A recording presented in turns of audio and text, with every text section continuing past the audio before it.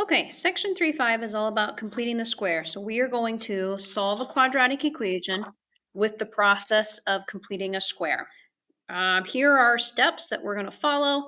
We're going to factor that left-hand side into the form that it's going to be two sets of parentheses that we can condense to one with a squared on it. Then we'll do the square root, and then we'll solve like normal. Let's take a look at our first example here.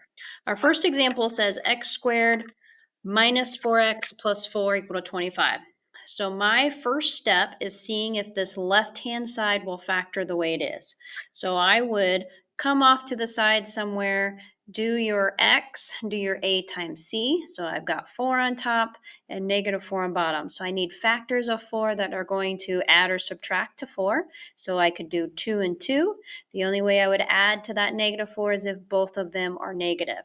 So I can factor this out as x minus 2 on the left-hand side. On the right-hand side, I get 25. I'm going to rewrite that left-hand side, since there's two of them, rewrite it as a squared. So just condensing that down into one, still showing there's two of them with that squared. The reason we want to do that is because now we can get rid of that squared by doing the square root to both sides. That's what cancels out that squared. But also remember that squared produces two answers. So that's why we have a plus and a minus. And then we simplified that square root of 25. From there, you're just trying to solve for x. So I'm going to add that 2 to my other side.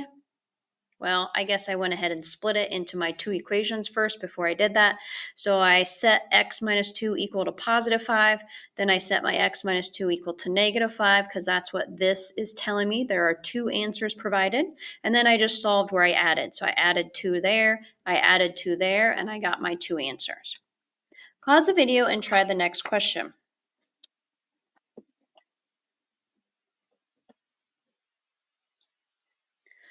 So on the next question, you would want to find factors of 361 that would add or subtract up to 38. Hopefully you found that it was negative 19 and negative 19.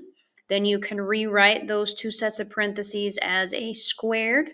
Then I'm going to do that square root to both sides. That gets rid of that squared on the left-hand side. On the right-hand side, that gives me 24. But remember that squared produces two answers. So that's why you have a plus and a minus. Then you can split it into your two different equations if you would like. So I have x minus 19 equal to positive 24. And then I also have x minus 19 equal to a negative 24. So I add that 19 over, I get 43. I add that 19 over and I get negative 5. Okay, let's look at another example here. So we've got x squared plus 24x plus 144. I'm going to check to see if that 144 will break apart so that I can get 24. So factors of that would be 12 and 12. So I could rewrite that as x plus 12, x plus 12. Same as before, I'm going to condense that down into a squared. I'm going to do that square root to both sides. On the left side, I just get left with x plus 12. On the right-hand side, that squared produces two answers, so that's why I have a plus and a minus. And that square root of 6 did not give me a nice whole number, so then I'm going to check to see if it breaks down and gives me any pairs. So as I break it down, I don't see any pairs. That's why I left it as the square root of 6. So now you can split it into two different ones if you would like, but I just subtract my 12 over and write it as one big answer. So if you would like to split it into two equations like we had before, you could do your x plus 12 equal to square root of 6, subtract that 12 over, and here is one way that you could write that answer. Or you could also do your x plus 12 equal to your negative square root of 6, and then subtract that 12 over again and write it as this. So if you'd like to write it as two answers, you would write negative 12 plus square root of 6, comma, negative 12 minus square root of 6. And that's another way you could write that answer. Okay, what if I'm looking at my problems and potentially it doesn't work out? Okay, so let's see here. I'm looking at this and I'm going to see if I can find factors of -4 to add or subtract to 18. Well, obviously I can't because 18 is bigger than 4, so it's not going to work. So we go to our next step. Our next steps are, let's move that C value over here to the other side. So I'm going to add 4 to my other side here. That's going to give me x squared plus 18x, and then I've left a little space and then I'm equaling it to 4 because I moved that guy over. So now your next step is, if you can recall from those previous ones, you may have found a pattern here, and maybe not, I don't know. But if you notice, if you took half of 24, isn't that what these numbers are? It's 12. And then if I squared 12, 12 times 12, that's why I'm getting 144. So the trick to these is you want to take half of that middle number and then square it so that it all works out together. Okay? So if you wanted to, you could drop down, you want to take that b value, divide it by 2, and then we're going to square it. And that's what we'll end up adding to both sides. So in this case, I would take half of 18, I get 9, and then I'm going to square that 9, so I'm going to get 81. So I'm going to add 81 to both sides.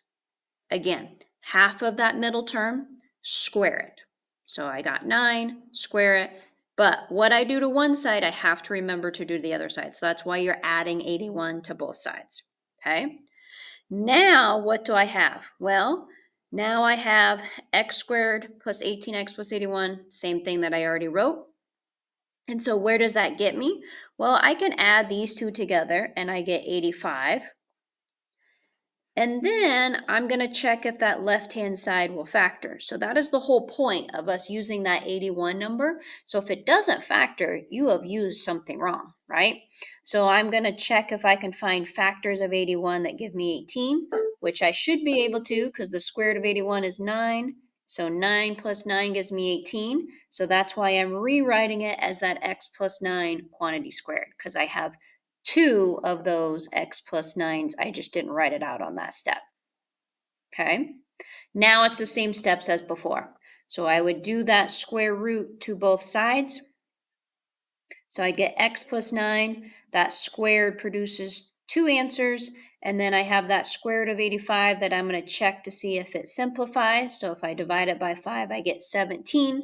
Neither one of those are breaking down or making pairs, so that's why I'm going to leave it like that. I'm going to subtract my 9 over to that other side, and this would be my final answer. All right, pause the video and try this last question.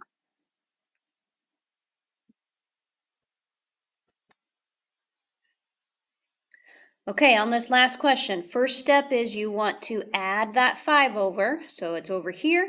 Then I'm going to find that value that I can add to both sides. So I'm splitting this in half, which would be -4.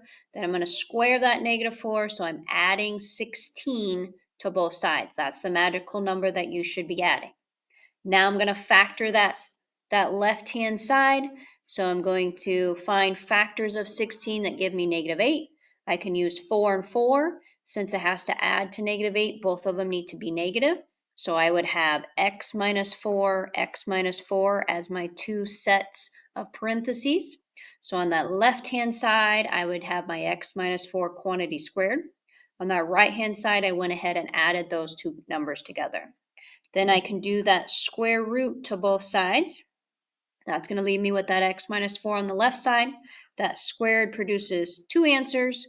I'm going to check to see if that 21 breaks down. It does break down, but doesn't give me any pairs, so I'm going to leave it just like that. And then I'm going to add that 4 over. So 4 plus or minus the square root of 21. All right, that wraps up completing the square.